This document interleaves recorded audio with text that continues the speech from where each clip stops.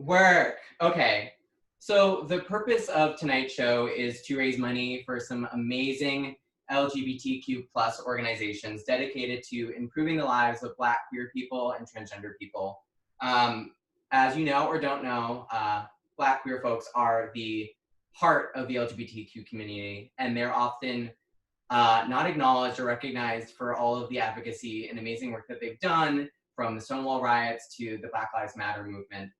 So what better way to celebrate Pride than by opening our hearts and our pocketbooks to the people who deserve it most. So with that being said, as I mentioned before, I'm going to be donating $2 for every person who is on the call tonight. So I'm going to try to round up because I know there are some people calling in together. But I also want to say that if you do want to donate as well, you can Venmo me, Connor, CONNOR - Doherty, DOHERTY 430. We've raised already $1,200, which is insane, and that's not even with my contribution. So thank you for everyone who's donated and continues to donate. It's really amazing. And before I get into the jokes, which I promise I will, I do want to take a second to talk a little bit about the organizations that I am raising money for. So tonight, I'll be donating funds to 4 organizations. The first one is the Emergency Release Fund, which helps post bail to get at-risk LGBTQ community members out of Rikers and ICE detention. The second organization is the Audre Lorde Project, which is a community organizing center in New York City for LGBTQ plus people of color. The third, the Black Trans Advocacy Coalition, which helps secure both housing and unemployment for Black trans individuals who have been affected by COVID-19. And then finally, the Transgender Law Center, which is the largest transgender-led civil rights organization in the United States.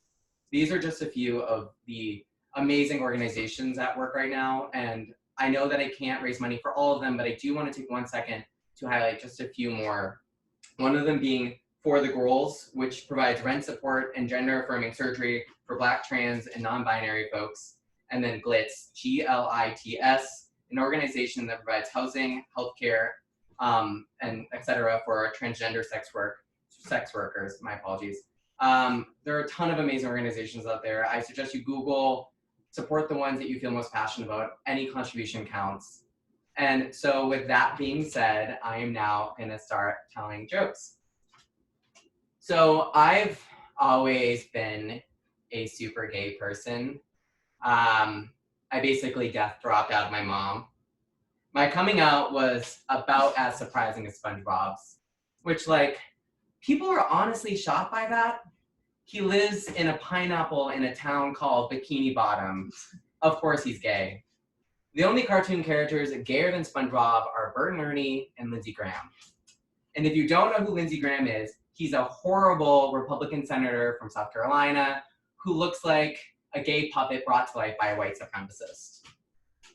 And speaking of gay, no one ever thinks I'm straight. I'm honestly more likely to be mistaken for a lesbian than a heterosexual man.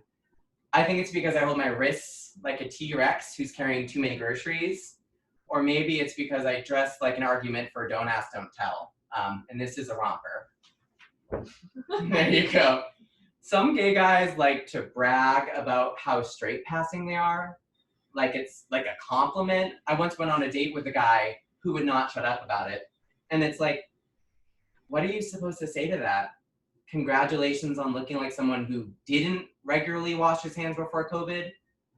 Newsflash, people don't think you're straight because you're masculine. They think you're straight because you made the poor decision to wear cargo shorts. I criticize straight men a lot, but I don't hate them. I'm actually kind of fascinated by them. I'm especially fascinated by the things straight men find gay, like sunscreen and washing your sheets and shampoo that isn't also conditioner and body wash and like sometimes shaving cream. One time, my straight brother refused to eat at a vegan restaurant because he said eating vegan was gay. And it's like, plants aren't gay, Sean. You're gay, as in stupid, which I can say because I am both gay and stupid.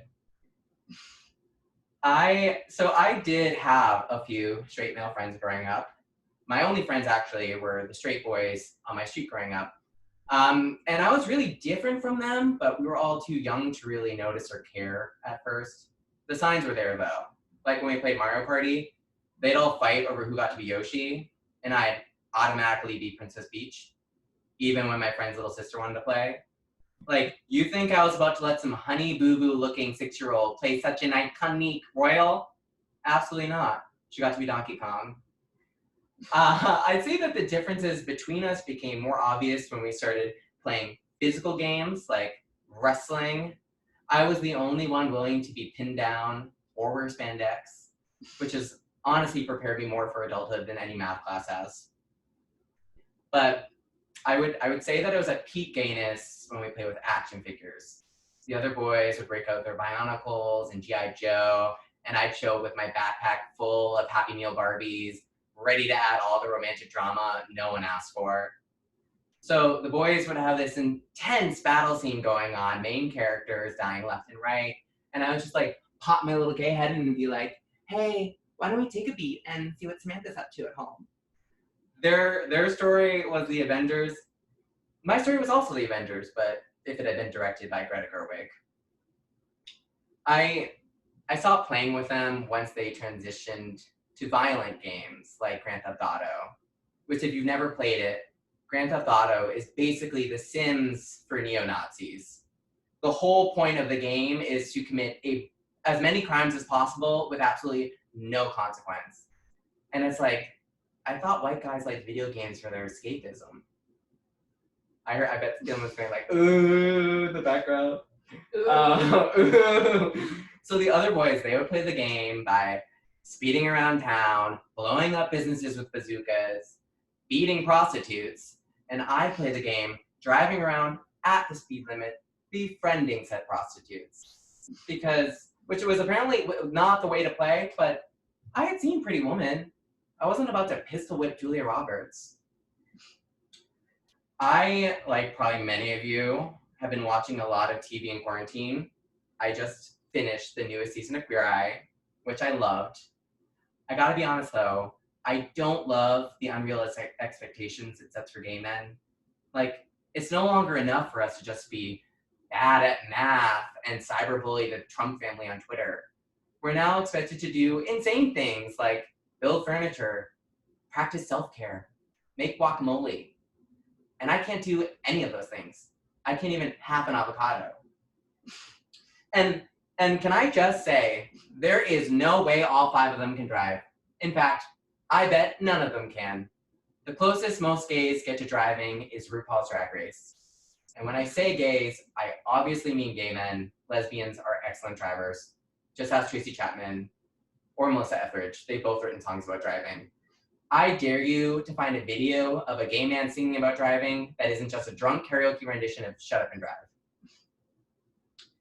I feel like who your favorite Queer Eye guy is says a lot about you as a person. Like, if your favorite is Tan, you're probably rude.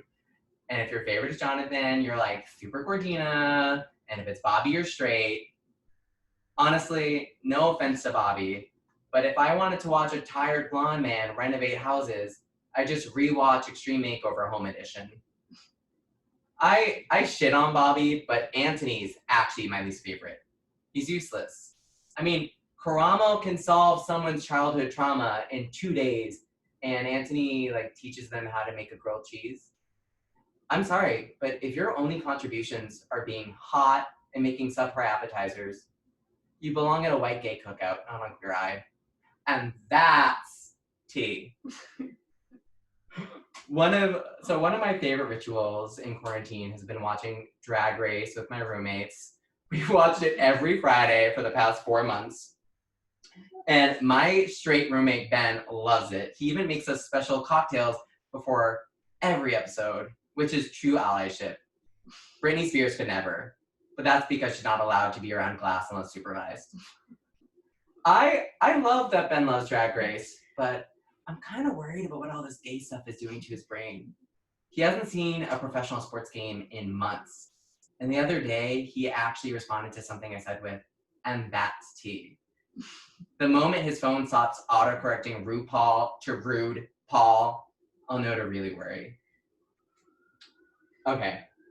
So I don't know if any of you are experiencing this, but I recently came to the realization that I didn't learn anything in school. Like, I don't know a single thing about world geography. I just found out that there is a country called Georgia. Like, every time I saw a headline that was like, I don't know if you can hear that, but it's not good. It's the ambulance. They're coming for me, girl. Every time I saw a headline that was like Russia and Georgia tensions rise, I legitimately thought Putin was just feuding with one of the Real Housewives of Atlanta. Maybe, probably. Also, I just found out that Alaska isn't an island. Apparently it's next to Canada, which, like, according to what map? As far as I knew, Alaska was just some ice island floating on the sidelines, like the yin to Hawaii's yang. And this is coming from someone who graduated magna cum laude from a top university. As the bottom, but still. I don't even trust what I did learn in school, because I was taught Mexico was a part of Central America, which is not true. Yeah, I was taught that Central America was Mexico, Guatemala, Honduras, El Salvador, Costa Rica, and Panama. And I was taught that with an acronym. It was MGHENCP, or many girls have every nail kale product, which is just like, what kind of Betsy DeVos acronym is that? School, I don't know. School is just so arbitrary. Like, tell me why I know more about Montana's geography than the Electoral College. What is PEMDAS? Why was listening to Boney M's Rasputin the closest I got to Black history in high school? You know how they make senior citizens retake their driver's test when they hit a certain age? We should do that, but with a citizenship test, and deport anyone who fails it to, like, Florida. Maybe then Americans would know as much about their country as the good people applying for citizenship. End of rant. And now I'm on to the final joke. So you're welcome for anyone who's like, oh God, this kid is still talking. So I've recently gotten super into Australia. I've recently gotten super into astrology. I don't understand it, but I'm gay, so I love everything having to do with space. Because space is gay, if you didn't know. I mean, Uranus, Orion's belt, the moon. The moon is so gay. And before you disagree, let me state some facts. 1, the moon is versatile as hell. She serves more looks than a season of Drag Race. I mean, waxing crescent, blood moon, blue corn moon, the sun could literally never. 2, the moon is wildly unpredictable, just like every queer person. Sometimes she's full, sometimes she's nowhere to be seen, sometimes she's out at the same time as the sun just for the drama. And 3, the moon was discovered by Galileo. Galileo is also the name of a song by the Indigo Girls, who are documented lesbians. Proof, the moon is gay. I'm waiting for applause. I'm sure that you're all clapping. Because that's science, bitch. The sun, on the other hand, straight as hell. He's hot. He's in your face. He ages you from a distance. One day, he's going to make the planet uninhabitable for all of us. Sounds a lot like a straight man, doesn't it? Okay, I guess that's it. Woo! I'm gonna unmute for a second. If I don't know if I can do that. Oh, you unmuted yourselves. Yeah.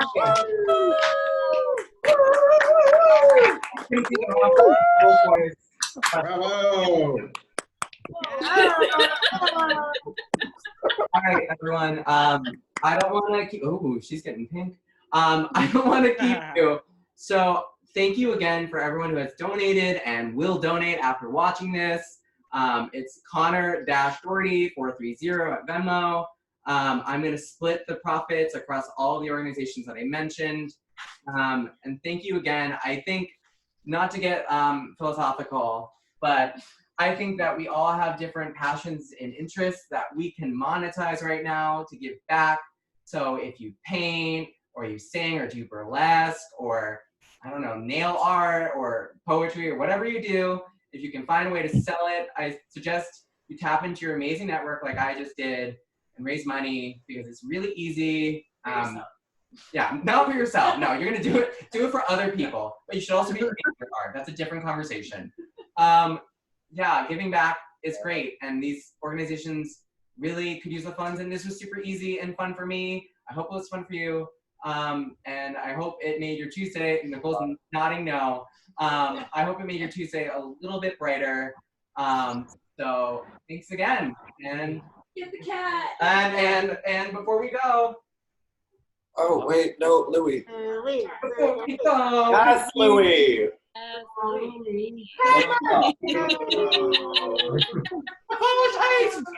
Poor cat. All right, everyone. Oh, he's not gonna like this. I'm logging off. Peace, love, gap. Bye. Bye.